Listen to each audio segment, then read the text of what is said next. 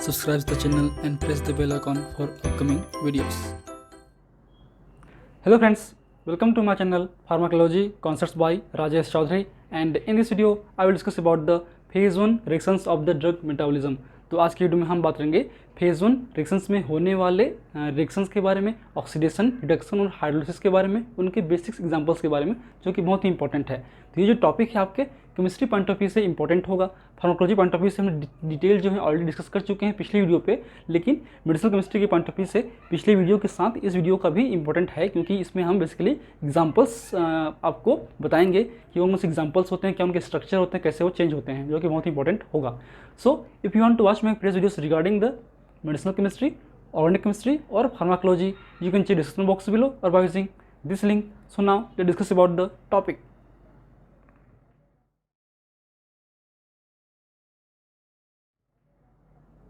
So phase 1 reactions of the drug metabolism. बात करें drug metabolism की, means metabolism of the drug और biochemical alteration of the drug within the body is known as the bio transformation और drug metabolism, जिसके दो main phase हैं, phase 1 non synthetic, phase 2 synthetic और conjugation. Detail है, हमने पिछली video में डिस्कस कर चुके हैं। तो बेसिकली इनमें जो है 3 टाइप के रिएक्शंस मेनली होते हैं, ऑक्सीडेटिव रिएक्शंस, हाइड्रोलिसिस और रिडक्शन। तो पहले पार्ट में हम बात करेंगे ऑक्सीडेटिव रिएक्शंस के बारे में, मतलब ऑक्सीडाइज्ड होना, हाइड्रोलिसिस, हाइड्रोक्सिलेशन होना। तो उनमें बहुत सारे एग्जांपल्स होंगे। तो बेसिकली ये जो रिएक्शंस हैं, जो सारे रिएक्शंस होंगे मेनली वो आपके साइटोक्रोम P50 डिपेंडेंट होंगे और कुछ नॉन डिपेंडेंट भी होंगे, जो कि नॉन मैक्रोसोमल एंजाइम से रेगुलेट होते हैं। बाकी जो मेनली हैं वो सब मैक्रोसोमल एंजाइम से ही रिलेटेड होते हैं। तो इनमें बेसिकली जो हैं आपके मोनो ऑक्सीजनेस एंजाइम इन्वॉल्व होता है सारे ऑक्सीडेटिव आपके रिएक्शंस में। रिडक्शन पे, हाइड्रोलिसिस पे कौन से एंजाइम यूज़ होंगे हम आगे बात करेंगे। तो उसमें पहला आपका जो रिएक्शंस है वो है आपका aromatic hydroxylation, means aromatic compounds में ऐसे ड्रग्स जिसमें एरोमेटिक रिंग हो, उन एरोमेटिक रिंग में ऑक्सीडेशन होना या हाइड्रोक्सिलेशन होना। तो बेसिकली ये आपका एरोमेटिक रिंग है, ये बेंजीन है एक तरीके से, इसको हम एरिन बोल सकते हैं कॉमन नेम पे। ये आपका बनेगा, नेक्स्ट स्टेप बनेगा आपका एरिन ऑक्साइड, या ऑक्साइड हो गया, फिर बनेगा आपका एरिनॉल। तो इस तरह से रिएक्शंस हो सकते हैं। तो ये जो कंपाउंड्स हैं एरिन ऑक्साइड, ये मेटाबोलाइट्स है, बहुत ही टॉक्सिक नेचर का होता है एंड इट में काज द कैंसर। ये कार्सिनोजेनिक होते हैं, ये कैंसर्स को इन्हेंस कर सकते हैं।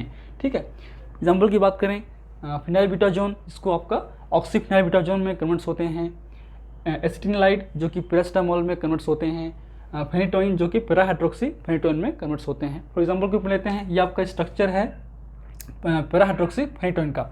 तो ये बेसिक स्ट्रक्चर होगा फेनिटोइन का, ये आपका फेनिटोइन है। तो आपके इस पैरा पोजीशन पे आपका हाइड्रोक्सिलेशन होगा या ऑक्सीडाइज होगा, तो अल्टीमेटली यहाँ पे क्या बनेगा, OH। तो ये हो गया para hydroxy derivative of the phenytoin, जो कि एक मेटाबोलाइट है। ठीक है, तो ये मेन आपका काम है। इसे हम जानते हैं, जो भी आपके फेज 1 रिएक्शंस हैं, जो कि हम नॉन सिंथेटिक या फंक्शनलाइजेशन रिएक्शंस भी बोलते हैं, मतलब इसमें फंक्शनल ग्रुप अल्टर्ड होता है, चेंज होता है।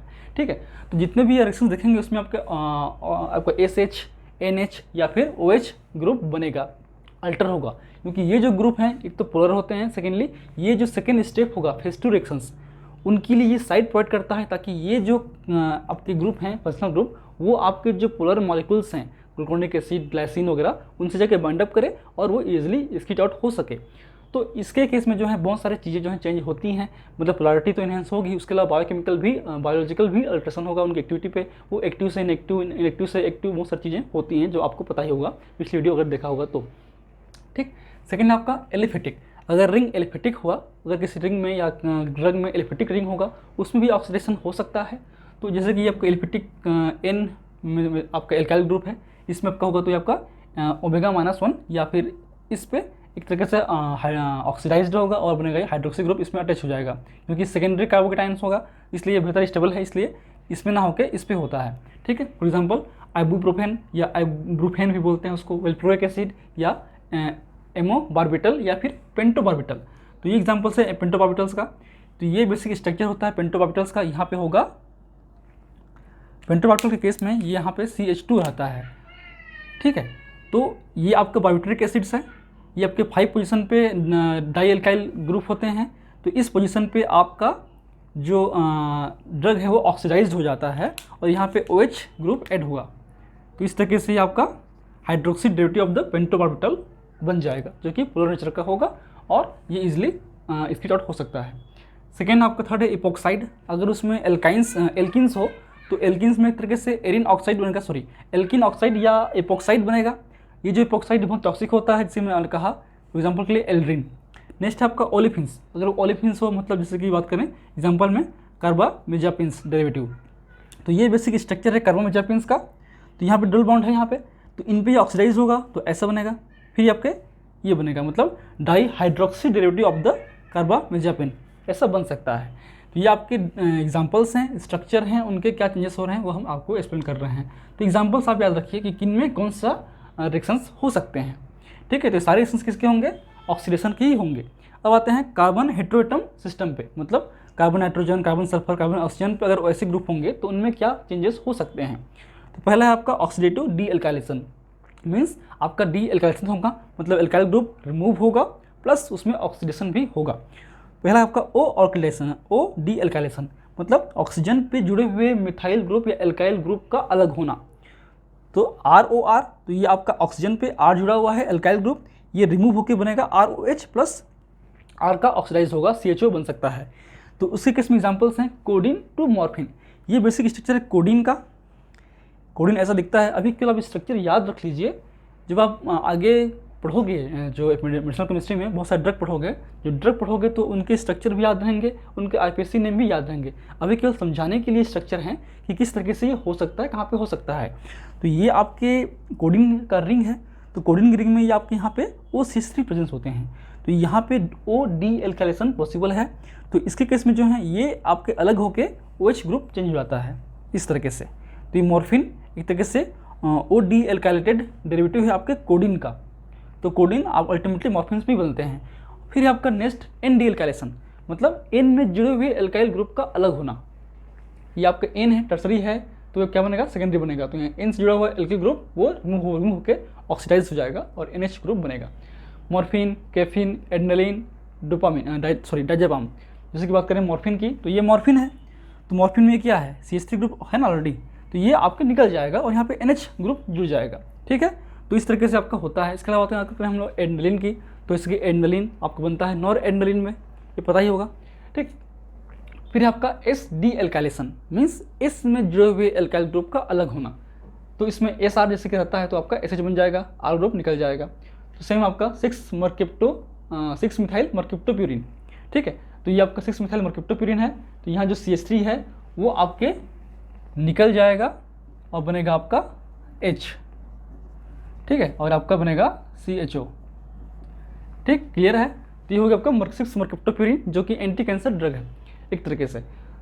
तो बात करें नेक्स्ट आपका N ऑक्सीडेशन और हाइड्रोक्सिलेशन, मीन्स N जहाँ पे जुड़ा हुआ है उस N पे ऑक्सीडेशन होना या उसका हाइड्रोक्सिलेशन होना। फॉर एग्जांपल RNHR है, ठीक है, या फिर RNH2 होगा या RNHR होगा, तो ये सेकेंडरी या प्राइमरी मीन्स होगा, तो उसमें RNOHR बन सकता है। ठीक है, हाइड्रोक्सीडेटिव बन सकता है, या फिर अगर वो टर्सरी एमीन्स हैं तो उसमें N ऑक्साइड ग्रुप बन सकता है इस तरीके से। फॉर एग्जांपल लेते हैं लिडोकेन, निकोटीन, एसिटामिनोफेन और डेप्सोन पे। ये एग्जांपल है डेप्सोन का, NH2 benzene CO2 benzene NH2। तो इनमें 2 साइड्स हैं, इन दोनों साइड्स में जो है चेंज हो सकते हैं और बनेगा NHOH।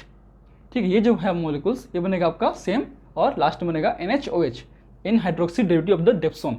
ठीक है, तो हम देख रहे हैं कि सभी में एक तरीके से OH ग्रुप हो रहा है, SH ग्रुप अटैच्ड हो रहा है, या आपके NH ग्रुप अटैच्ड हो रहा है। ठीक है, OH ग्रुप अटैच्ड हो रहा है। तो ये अल्ट्रेशन है, इसलिए हमने कहा पहले ही फेज वन में बेसिकली OH, NH और SH ग्रुप ही अल्टर्ड होते हैं, अटैच्ड होते हैं, बनते हैं। वहाँ पे नया कोई एडिशन नहीं होता, केवल वो मॉडिफाइड होते हैं। ठीक है, फेज टू में एडिशन होते हैं, इसको बोलते हैं उसको सिंथेटिक रिएक्शंस। अब आते हैं S ऑक्सीडेशन पे, मतलब S कंपाउंड का ऑक्सीडाइज्ड होना। तो RSR है, तो ये जो है ऑक्सीडाइज होकर इस तरीके से बनेगा। फिनोथाइजिन्स और क्लोरोफोर्माजिन के केस में ऐसा होता है। नेक्स्ट आपका deamination. Deamination means amine group का, पूरे एमीन ग्रुप का अलग हो जाना। तो RCH2N ये है, तो ये आपके कंप्लीटली अलग हो जाएंगे और इसका होगा ऑक्सीडाइज्ड, मीन्स RCHO बन जाएगा और आपका बनेगा NH ग्रुप अलग हो जाएगा। For example diazepam and propanol. तो ये एग्जांपल्स है प्रोपेनॉल्स का, ये प्रोपेनॉल्स हैं, ये आपके नेफ्थलीन ग्रुप है, ये आपके नेफ्थॉल C बनते हैं, ये आपका ऑक्सी, ये आपका प्रोपेनॉल ग्रुप सेकेंडरी, ये आपका मतलब 2 प्रोपेनॉल है, CH2 CHOH CH2, यहाँ से जुड़ा होता है NCH CH3 CH3। तो ये ग्रुप जो हैं अलग हो जाएंगे और बने यहाँ पे जो है क्या होगा, ऑक्सीडाइज हो जाएगा, तो ये बन जाएगा सेम CHO और NH CH CH3 CH3 अलग हो जाएगा। तो ये ग्रुप भी इस तरीके से होगा ये,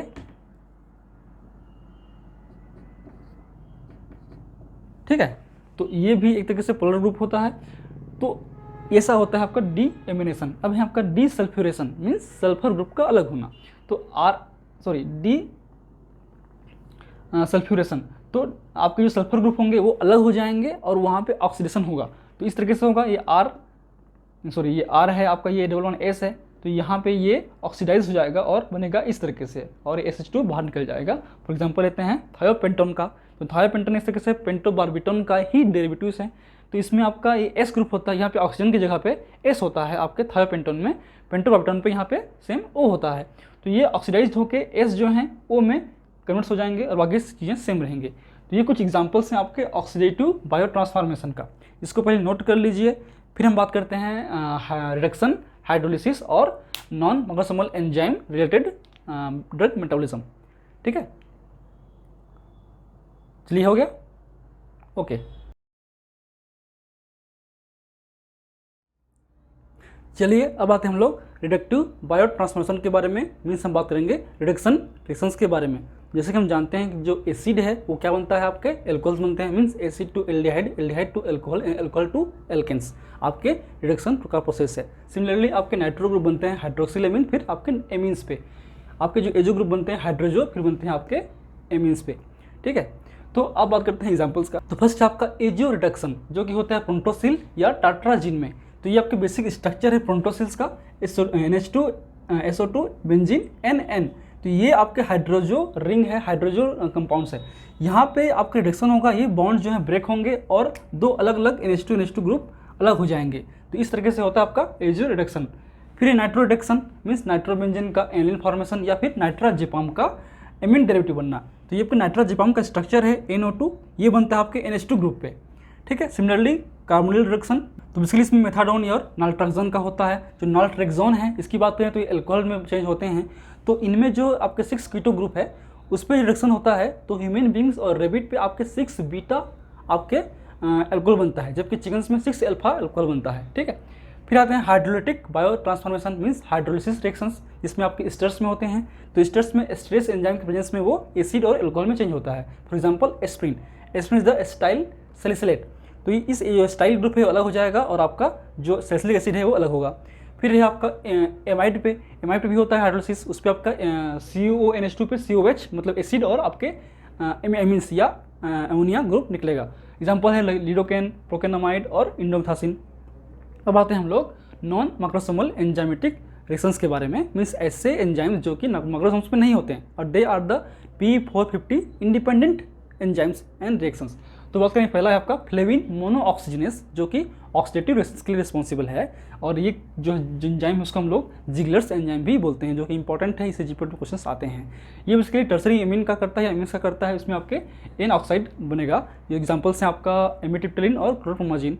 नेक्स्ट है आपका एमीन ऑक्सीडेशन जो कि एमीन ऑक्सीडेज के प्रेजेंस में होता है। इसमें आपके जो प्राइमरी एमीन्स हैं वो आपके एल्डिहाइड और एमीन या फिर एमिनो ग्रुप में चेंज हो जाएंगे, मतलब यहाँ से ये कंपाउंड अलग हो जाएगा, इसका होगा ऑक्सीडेज होगा, ये होगा आपके एल्डिहाइड में, ठीक है, जो कि होता है फिनाइल एथाइलमिन और एपिनेफ्रिन में।